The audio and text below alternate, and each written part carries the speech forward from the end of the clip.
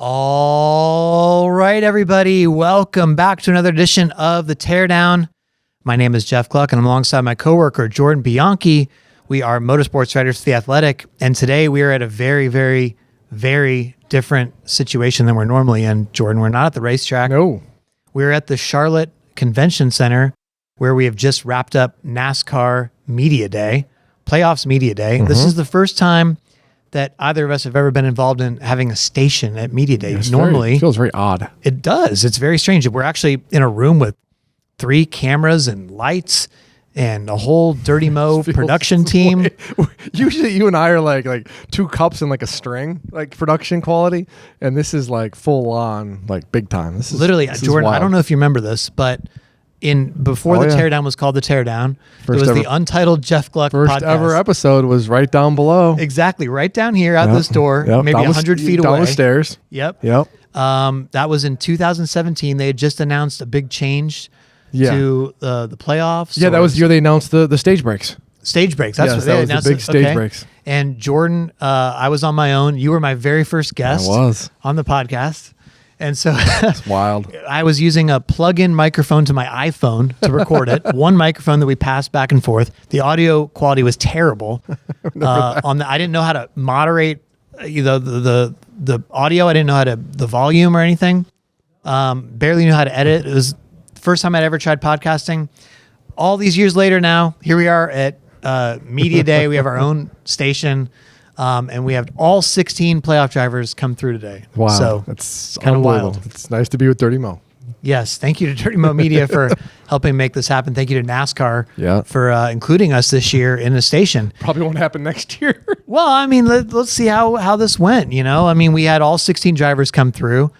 Kind of a surreal experience for us. Normally how Media Day works, for us on the print side is we have these, we call them scrums, the scrums. Yeah.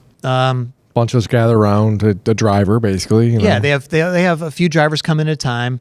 They sit at a director's chair, and you put your recorders in, and everybody takes turns asking their questions, and you get what you can, and the drivers move on and all that stuff.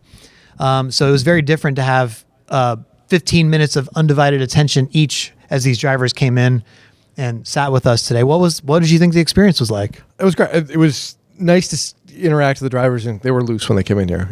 We bring that out of them naturally, and they were just. It was a very chill vibe, and it was none of the playoff pressure stuff like that, and it was just we tried to stay away from the generic questions about playoffs and stuff like that. We mixed in some racing questions, obviously, but it was nice to just have a conversation with them in a very laid back manner. Well, your suit was certainly a talking point. For those of you listening to the podcast version. Jordan's wearing a 3-piece suit that looks like, show some respect. Okay. Put some respect on it. All right. The accurate more description, people than not liked it. They did say they liked it. We did have some comments from drivers who I think were more on my side of, how would you, I don't even know how to describe it. It's a plaid suit. It's a plaid 3-piece suit. A plaid 3-piece suit. It looks like something a Scottish person would wear as a kilt, but it's stylish. This is what it is. When you want to look good, this is what you wear. Chase Briscoe said that you looked like something that his grandmother's drapes. Sure. And then he also in the same breath said, I also wore something similar to that. So take it for what you will. Anyway, it was definitely a conversation starter. You had some big reactions from drivers as they came in. Be like, whoa, look at this guy. So I don't know if that is your goal. No, not my goal. My goal is just I look nice. Okay. Look nice. Well, we certainly had some great conversations, starting with Joey Logano. He kicked off our day. Did. He called you bald. It was great. No, I said that he's turning his back on the balding community, which he is. He got hair. He could have just gone full. I've full shaved my head. I landed here in Charlotte. That's actually a good look for you. Yesterday, and I got off the plane. I took an Uber straight to a haircut. You mentioned this to me yesterday. We were going back and forth, like, I got to get a haircut. I'm like, don't you just shave your head at home? Like, it's not like takes you like 30 seconds. Well, if I went full bald, this is not full bald. It's just a little bit of hair, because that's crazy.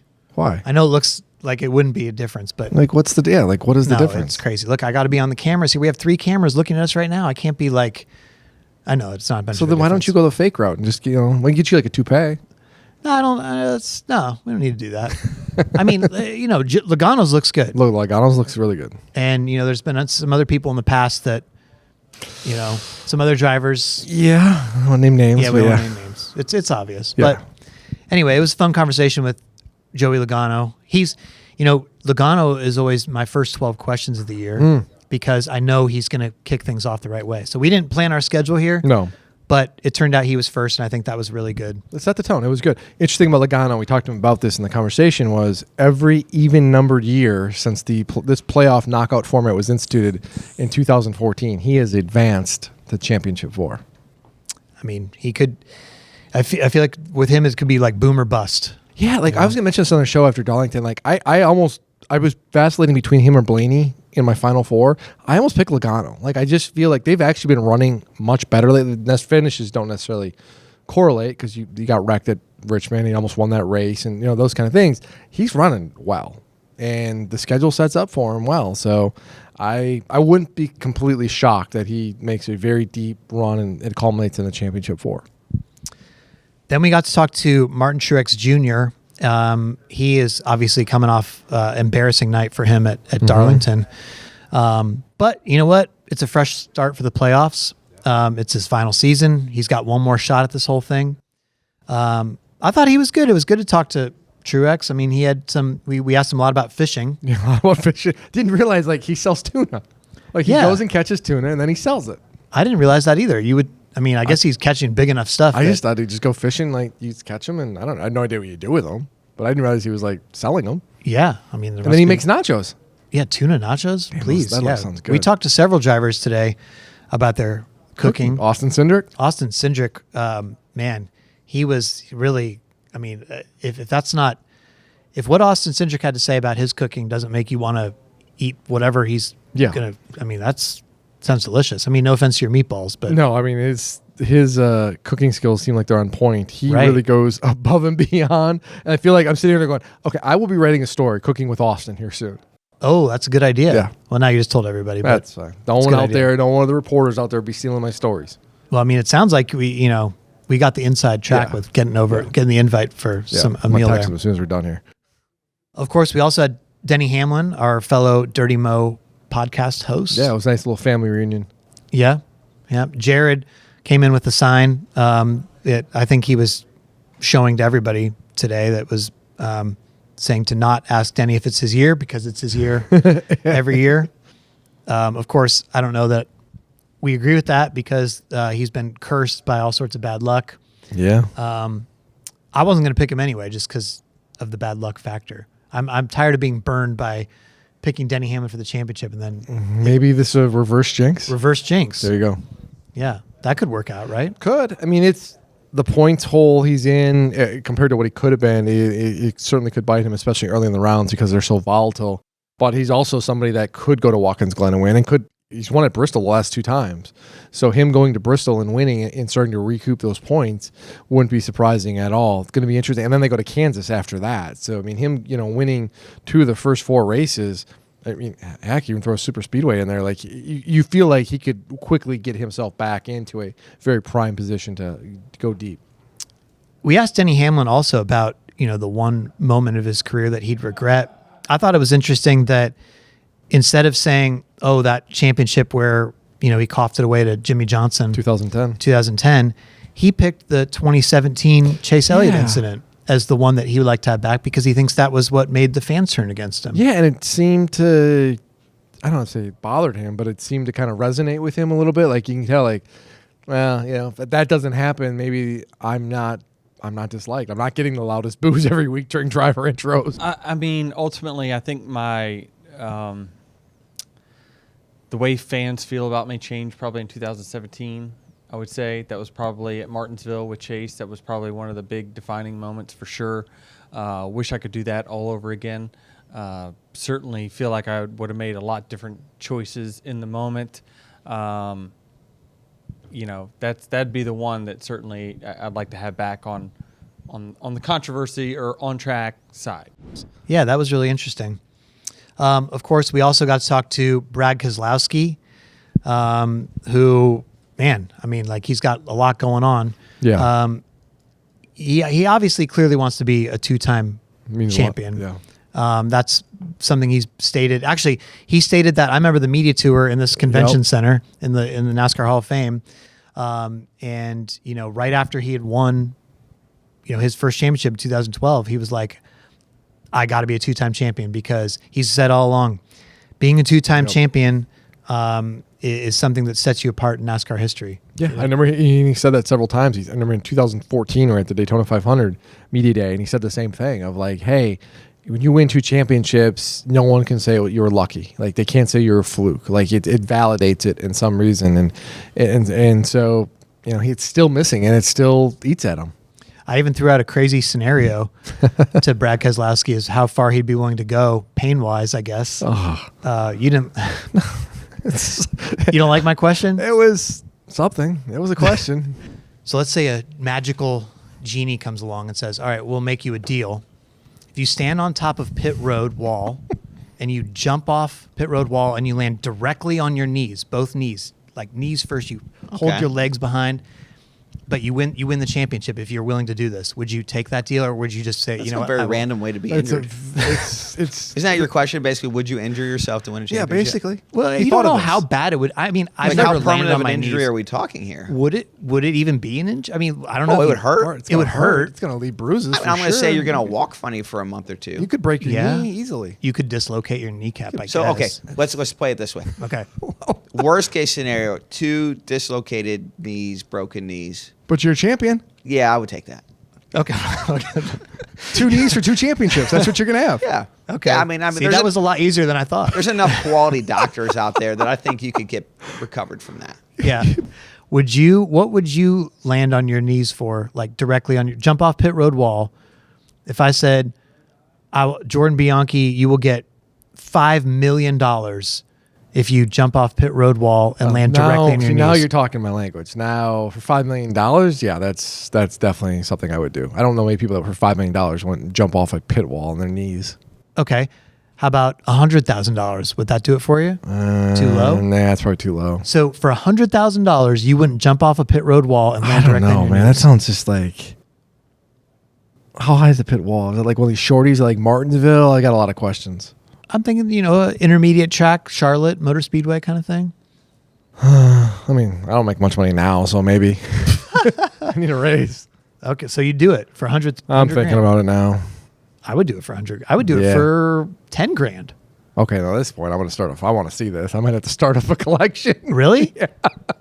10 grand? To see you do this? $10,000? Yeah, withering in pain, that'd be worth it.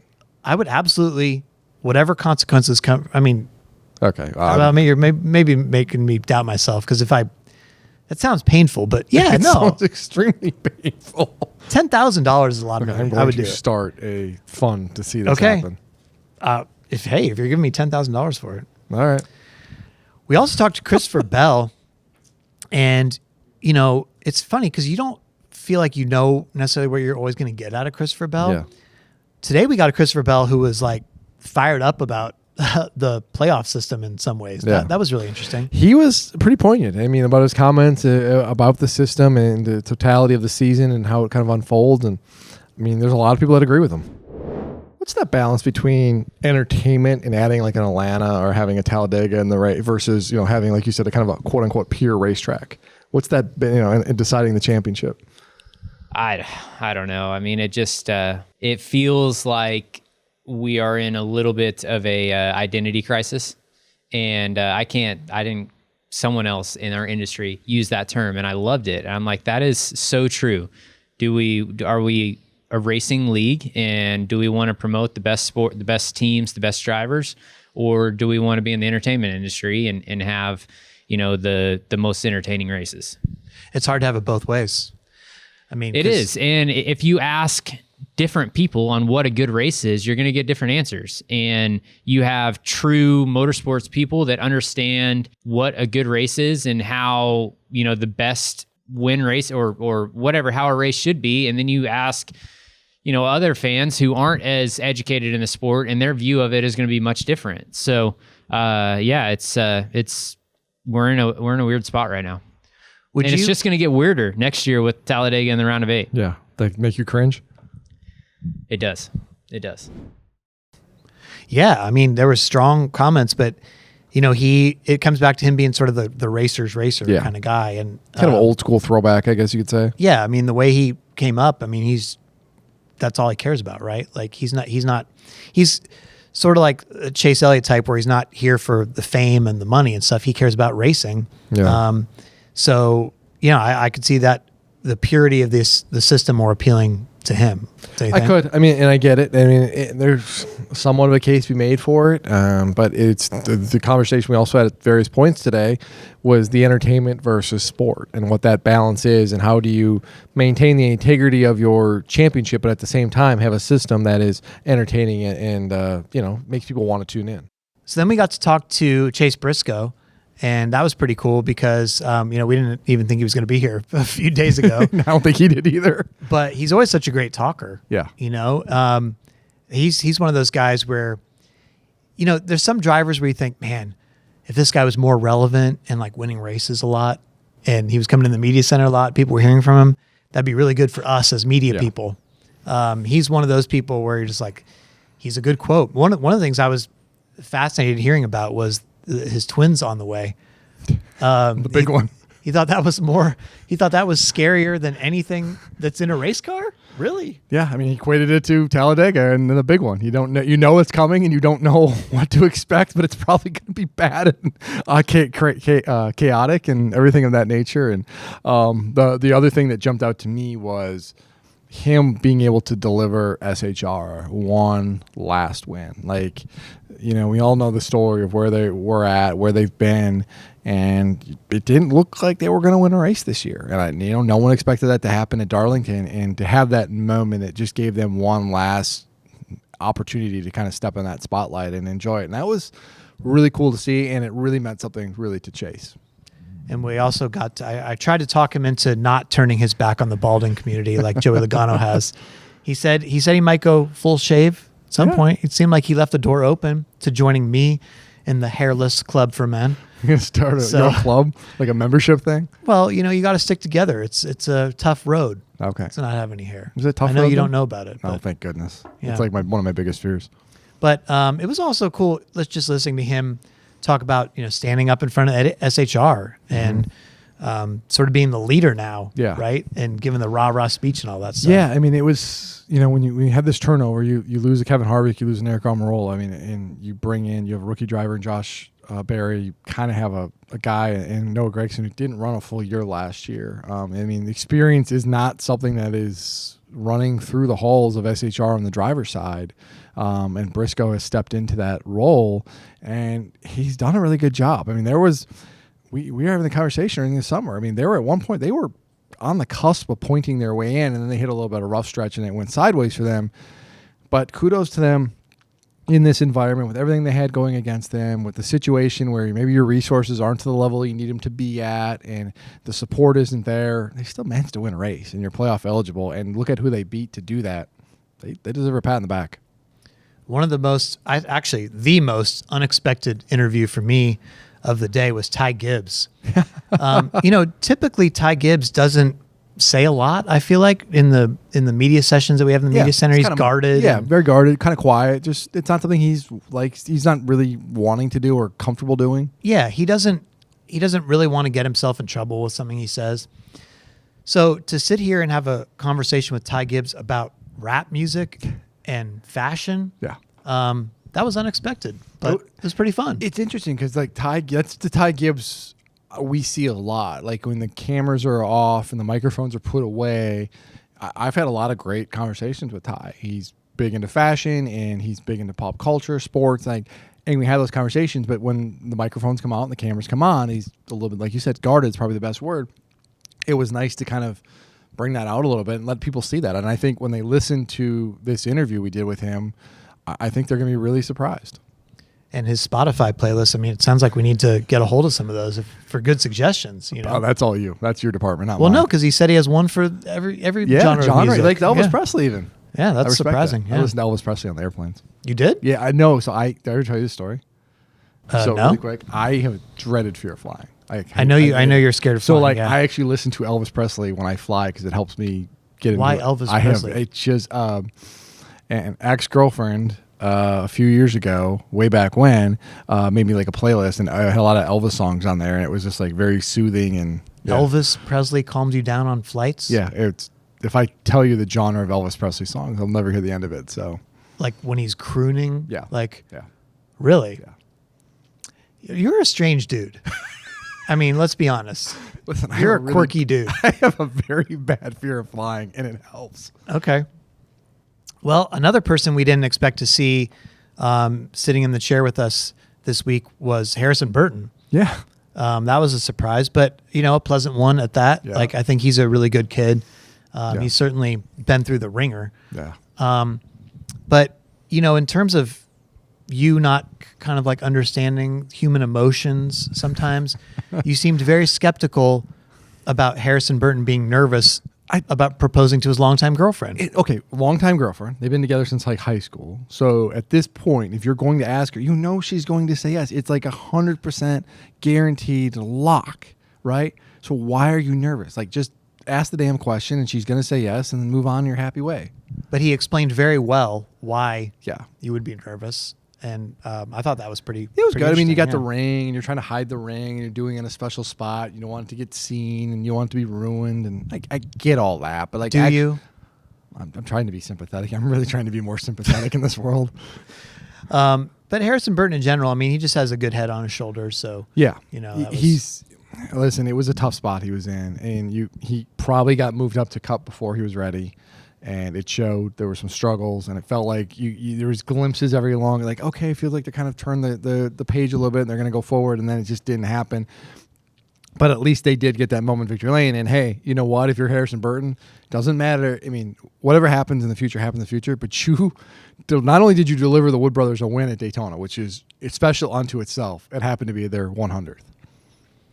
Another person, I think one of the best interviews of the day, or one of the ones I enjoyed the most, was Kyle Larson. Yeah. That was really fun. Talked about a variety of different things with him. One of the things that stuck out the most was him talking about his daughter, Audrey, Yeah. racing, and how different she is than his son, Owen. It sounds like she could really be, you know, the kind of person that comes up as a racer. And, you know, the anecdote he was telling about how she recently raced, she spun out on the first lap, and she got nailed. But she wasn't mad because she was hurt or anything like that. She wasn't crying, but she was upset with herself for spinning out, saying, how did I do that? He was saying that she absorbs things, you know, like maybe he's saying maybe it's a boy versus girl thing, but like when he talks to Owen, and he said this before, right? Like Owen doesn't really listen to Kyle Larson's advice. You know, he's just like, whatever. It's my dad trying to tell me something. But he said Audrey absorbs it and then listens to what he says, and you can see her implementing it on the track. Yeah. And I thought it was interesting too, on top of that, how Kyle Larson is as a father watching his kids race. Like you see different, like the hockey dad cliche, right? Very intense and into it. Like Carson's like, whatever, just chill. Like, you guys go have fun, do your thing, and I'm just going to watch up here in the grandstand. Yeah, and he contrasted himself to Kyle Busch, saying when they go to Millbridge, Kyle Busch is making all these signals and telling the mechanic to tell Brexton what to do. And It doesn't sound at all like Kyle Busch. Larson's just kind of like sitting back, you know. I also liked what Larson was saying, because I've always wanted to ask him about this. Like, you know, in dirt racing, at like a World of Outlaws race or whatever, high limit obviously now for him, they open up the pits afterwards. So everybody with a ticket can come down into the pits and try to meet the drivers, get an autograph. Well, the large majority of the time, the massive line forms at Kyle Larson's trailer. And he stands there all night long and signs and signs and signs for like multiple hours sometimes after a race. So I got to ask him why he does that. Like, I thought that was pretty interesting. It's cool that he does that, and he says, like, if I don't want to just do a couple people, because then other people are going to be like, hey, why not me? And it's really cool to see, because you don't see that from everybody. And he's literally, you know, hopping around the country. Oh, he's in Nebraska, and he's in Oregon, and whatever. And he's, you know, a lot of these drivers in places where there's not NASCAR races, you can't reach out and touch these guys. You see them on TV. They're not coming to your town. But with the dirt racing that Larson does, he's going to these people, and that might be the only time these people get to interact with a NASCAR driver. It's cliche. He is genuinely a throwback. Like there was a time way back in the day in NASCAR, Bobby Allison's the one that comes to mind. Like Bobby during the week he would fly his own plane and he would barnstorm to different places. I mean, Tony Stewart was much like that too, but he is very much a throwback in the sense that it doesn't matter with the car. Like just give him a car, like wherever he's going to go race it. And I think that's neat to see. And it's a good way for the sport at this highest level to maintain its connection to a grassroots community. Next, we were able to welcome in my fellow regular season champion, Tyler Reddick. I say fellow because since our last episode here, ladies and gentlemen, I've done it. I've won the regular season good Did race you win the poll. regular season last year too? I don't know. I know it doesn't matter guarantee. because I know it doesn't guarantee anything, but 28 races of hard work, including the 2 exhibitions, have got me to this point. I didn't even have to use the tiebreaker because you had a terrible guess, by the way, after Darlington. So that's what irritates me. So what was the number for Darlington? 90.1%. That's how is that not higher? Like what was wrong with Darlington? Either way, you needed to guess lower, so you would have had a chance mathematically at beating me. It didn't work out for you. I'm here for the playoffs. I'm Jimmy John saying this. Okay, well, I'm up 1-0 Good. going into the playoffs. Don't care. So It's a stupid game. very exciting. Stupid. We still don't know what our bet is going to be, by the way. We're going to figure it out on the drive down to Atlanta. Yeah. But Tyler Reddick was able to come in. I was able to ask him if I'm taking the correct approach. Also, we were able to ask him about how he's feeling. Okay. And he rubbed his hands all over me. That was he did touch awesome. you a lot. Oh, Yeah. he touched me a lot. He said, "Don't get near me," and then he proceeded gave to you a hug. Yeah, pretty much. It's gross. Yeah. So, I'll be bathing in antibacterial stuff later. but it sounds like he's doing better from what he said. I was interested to hear the Michael Jordan part of the conversation we had as well. That was kind of interesting about larger than life figure and how engaged MJ is in it and all that stuff. That was cool. Flu game and the poo game. The poo game. I like that. The poo game. Next we had Ryan Blaney. Blaney was great. That was a really fun Yeah, conversation. another Talked to him. engagement. We've talked a lot about engagements today, but his story. No, he had a great story about. I mean, that could be a whole podcast episode in itself. The 3 drivers we talked to today about whether they were nervous getting engaged or not. Yeah, and he had to call his future father-in-law, and his father-in-law was like, I'll let you know in a couple days, because this is right before they're hopping on the plane to go destination somewhere. He's like, I'll let you know. And he's like, just kidding. But okay, learn too. Apparently you have to ask the best friend. When did that become a thing? You're asking the wrong guy on that one. I've never heard of this Ryan stupid Blaney thing. contacted Gianna's best friend to make sure she was cool with it too. But apparently this is a thing. Like, since when? We had a split reaction in the room on whether Because that's like, a thing. there's a lot. I mean, best friends don't always like their friends. Well, I think that's part of why, right? Like if they're gonna be like, don't marry that guy, the woman trusts her best friend. But the best friend could have like ulterior motives, or like she could have her own some silly reasons. There could be jealousy. There could be also. Well, like, who do you trust more? You gonna trust your ride or die best friend, or this guy that's trying to woo you? I trust no one. You trust no one. Okay. Anyway, that was a really fun conversation with Blaney. He's so good in these situations. It was just a casual, great conversation. By the way, you probably have been hearing a lot of these clips. Some of the clips, some of the things we're referring to, you may not be hearing them in the podcast. There's just so much content. I think what we're going to do, Jordan, we're going to take our 5 favorite interviews and we're going to put them in full on Dirty Mo Media's YouTube channel, rolling out over the next week here. You'll see some of it on social, but we'll pick our 5 favorites out of the 16, and we'll put the entire interviews on YouTube. So I gotta pick 5. We had a lot more than 5 that were great today. I agree. Like, I mean, honestly, you could just take a lot of chunks from just about every one of them. I mean, like I said, cooking with Austin Cindric, which is never something I thought we'd be talking about, and that was wildly entertaining. Speaking of cooking, I got to ask a couple drivers this question I came up with, including Alex Bowman, about what happens if you were at a restaurant and someone came over to you while you're halfway through your dinner, you're eating your entree, you love it, it's great food, and they came over to talk to you. Oh, I'm a big fan. They start dropping like little bits of spittle on your food as they're talking to you, right? Yeah. What do? You have 3 options. Yeah. You could either keep eating that food. Nope. You could send it you could get a new order. Send I it guess. back. No, I mean, I don't like the term "send it back." Where'd this question come from? Yeah, that was what I was going to ask too. I was getting there. Like, where did you come up with this question? Because this is very. Oh, I just made it up. How do you think I come up? And I'm the quirky one. How do you think I come up with like 12 questions every year? This is the kind of question. You solicit a lot of feedback and stuff. And yeah, but I mean, I sit there and I think of like weird scenarios. okay, you should have seen the stuff I was Googling trying to come up with questions for today. Anyway, so what? Clearly, you would send the food. I'd back. send that thing back, and I'm good. Thank you. I would be like what Chase Briscoe and Alex Bowman said Yeah. in answer, which is just they would kind of just be done with it, Yeah. and they would maybe go get something afterwards. They both said ice cream. Yeah, no, somebody else said ice cream. That was Reddick.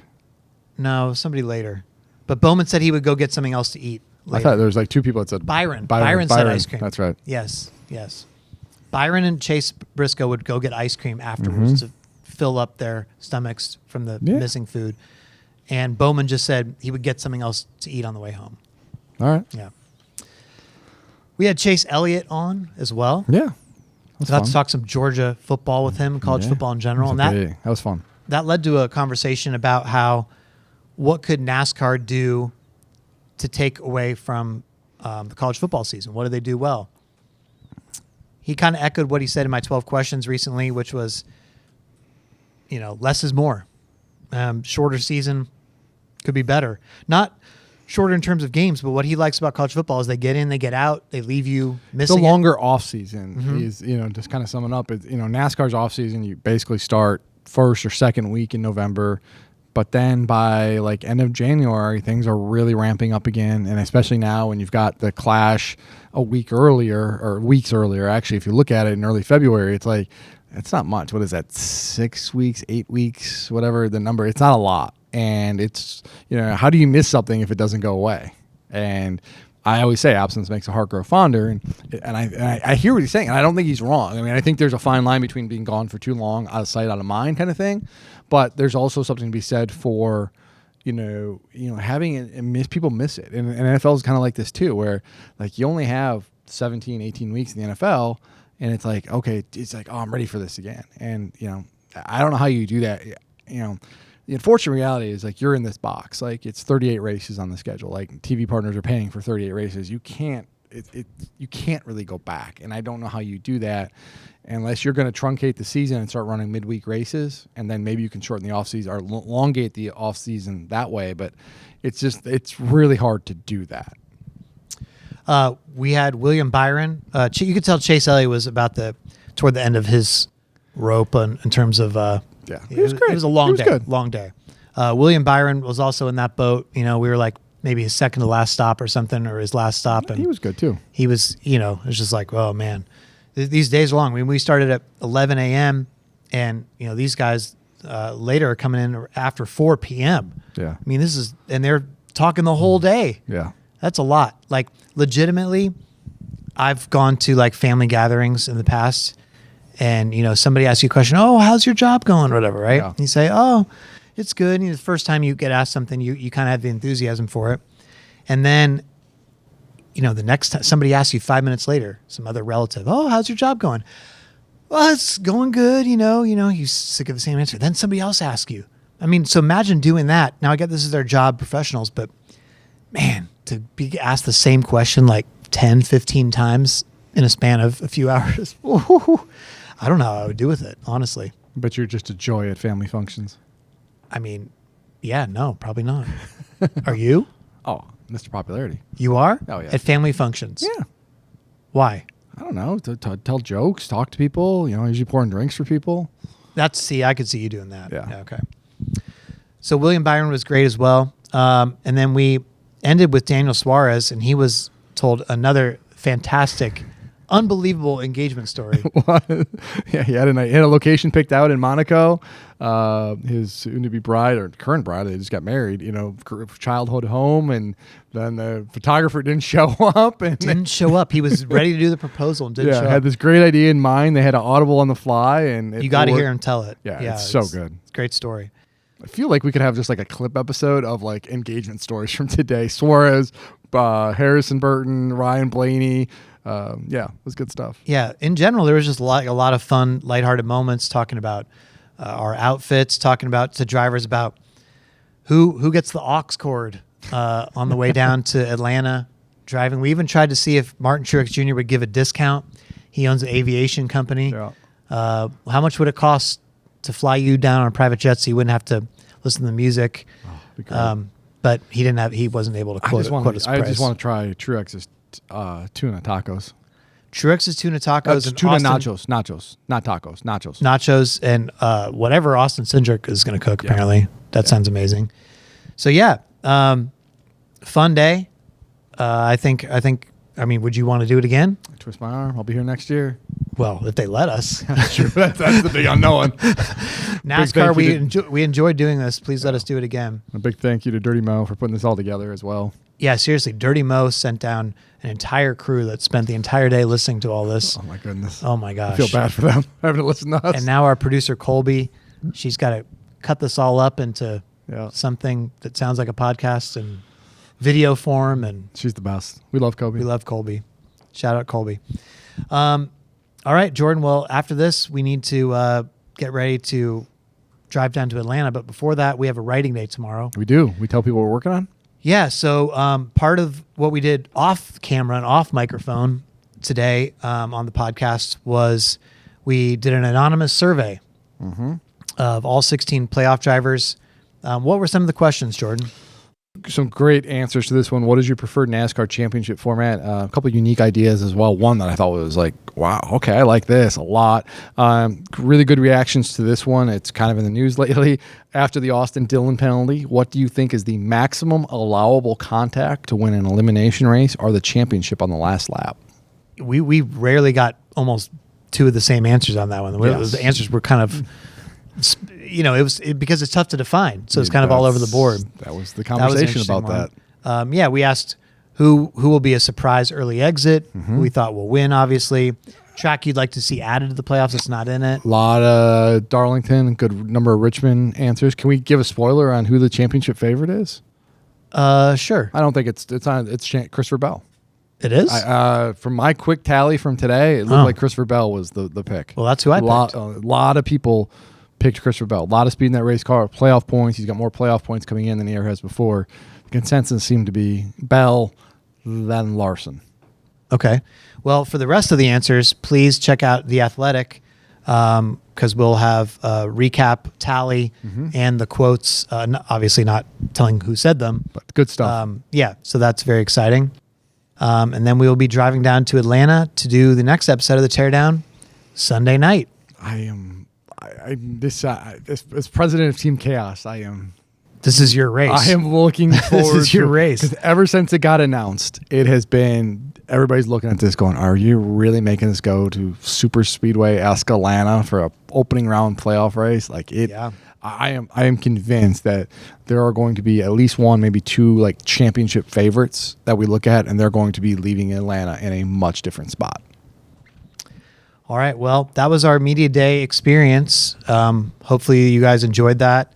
Check out some of the clips that will be in video form as well, because obviously for the podcast version, we can't put out 16 driver interviews in full or even clips from every single driver. It would be a long podcast. Be a heck of a long podcast as we just sat here for 5.5 hours or whatever doing these interviews. So check out the clips on Dirty Mo Media's YouTube channel. Check them out on social as well. Some of them will just be floating around out there on the Instagram world, on X, TikTok, all that stuff. So we'll flag them on our social media as well to try to spread out as much out there as we can. But thanks for listening to this bonus episode, and we'll talk to you next time on the Teardown. See you, everybody.